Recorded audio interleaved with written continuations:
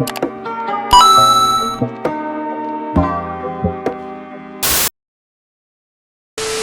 just watched the newest episode of Sonic Prime Season 3 because it is now out for free on the Netflix After School YouTube channel, and oh boy, we have a lot to talk about in today's video, so you definitely want to stick around till the end of the video.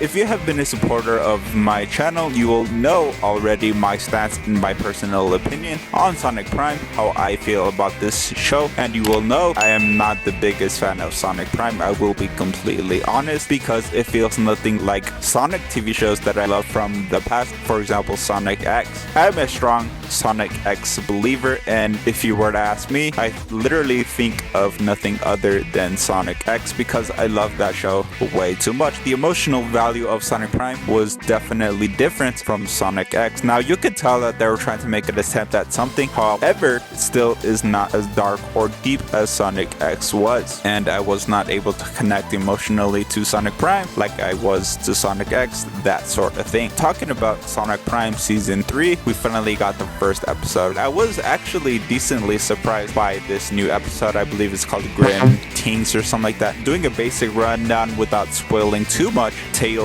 or 9, he acquired all of the shards of the Paradox Prism, and he was trying to make this new world or location that he found that he calls the Grim. He was trying to make that official location, going away from Sonic's reality, which was Green Hill Zone. 9 turned his back on Sonic. Can't really blame 9 too much because Sonic in a way was using 9 so he can get his home back, which would be Green Hill. And yes, to be honest, that can be seen as selfish no matter what point of view you see it from. The reason why I say I was decently surprised also because recently on my trip to San Antonio to see the Sonic Symphony, which by the way, if you have not watched it, definitely go check out the Sonic Symphony vlog. We're at my cousin's house and we decided to watch Sonic Prime from the ground up, and honestly it's not as bad of a show as I remember it being. I can say that the first 10 minutes of the first episode of Season 1 of Sonic Prime were very painful. You have no idea how hard I cringed watching the first 10 minutes. I almost wanted to turn off and put on a different show than Sonic Prime. That's how bad it was. However, watching episode after episode